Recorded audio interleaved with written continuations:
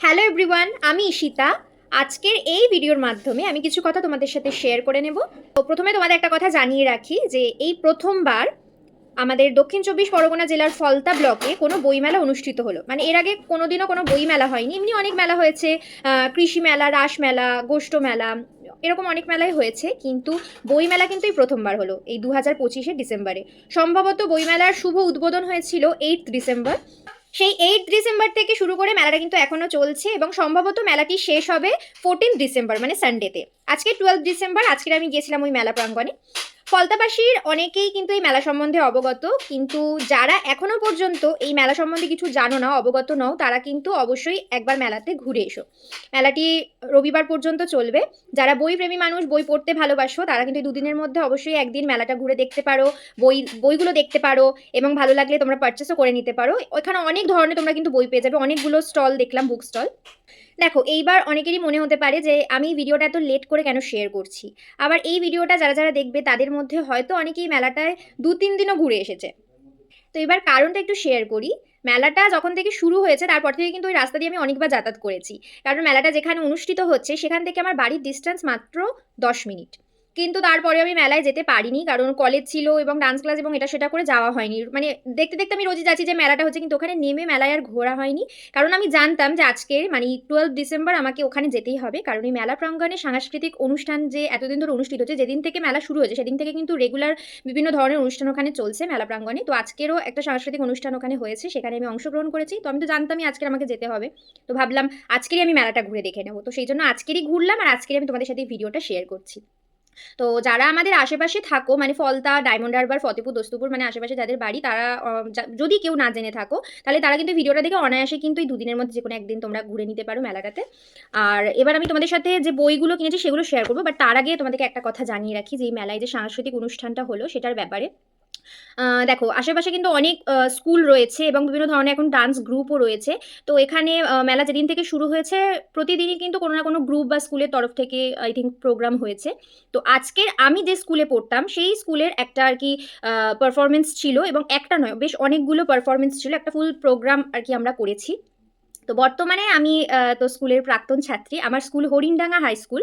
যারা আমাদের আশেপাশে থাকো, যারা আমাকে চেনো, তারা অবশ্যই হরিণডাঙ্গা হাই স্কুলকে চিনবে। এবং আমরা যখন স্কুলে পড়তাম এবং আমাদের আগে যে সিনিয়র ব্যাচ বা আমাদের পরে অনেক জুনিয়র ব্যাচ কিন্তু স্কুলকে অনেক অনেক পুরস্কার আর কি জিতিয়ে এনে দিয়েছে, এবং সেটা অনেক ভালো ভালো পুরস্কার, যেমন ডিস্ট্রিক্ট লেভেল, স্টেট লেভেল, এবং আমরা ন্যাশনালেও পারফরমেন্স করে এসেছি, সেখান থেকেও কিন্তু প্রাইজ জিতে এনে স্কুলের একটা অ্যাসেট বানিয়ে রাখা আছে আর কি।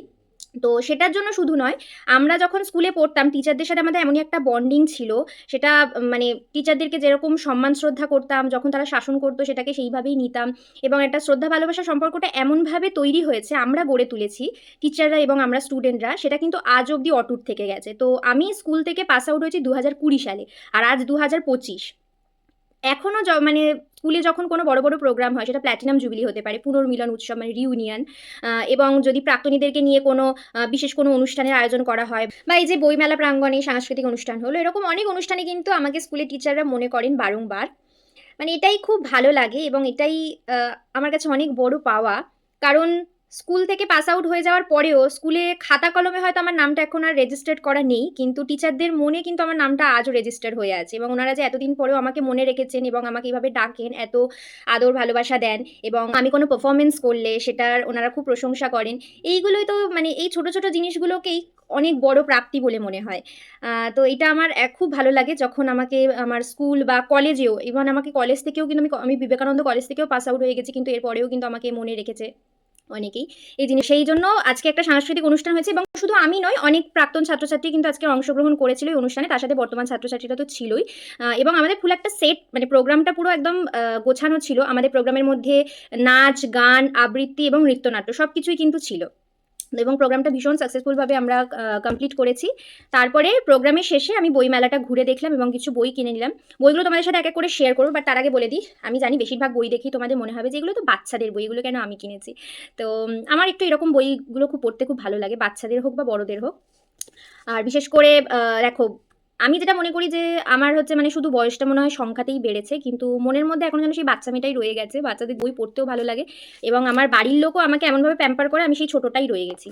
তো প্রথমেই আমি একটা বই শেয়ার করছি, এই যে এই বইটা, এটা একটা ডান্স নিয়ে একটা বই। এখানে সব ধরনের শাস্ত্রীয় নৃত্য, তার সাথে সৃজনশীল নৃত্য, লোকনৃত্য এই সবগুলো সম্বন্ধে অনেক কিছু লেখা আছে। বিভিন্ন শিল্পীদের আর কি অনেক কথা আর কি নাচ সম্বন্ধে অনেক কিছু নলেজেবল অনেক কথা এখানে লেখা আছে। তো বইটা এখন আমি পড়িনি, পড়ে দেখবো। আমি আমার পারফরমেন্সটা শেষ হওয়ার পরে ফার্স্ট যে স্টলটা ছিল সেখানে আমি এলাম এবং ওই দোকানে যে কাকু ছিলেন তিনি আমাকে বললেন যে তুমি খুব ভালো ডান্স করছো, তুমি এই বইটা পড়ে দেখতে পারো।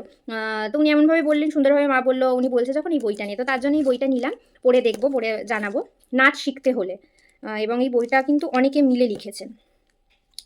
সম্পাদনা ইন্দ্রজিৎ আইচ ও বিপ্লব সেন, এটা হচ্ছে একটা বই।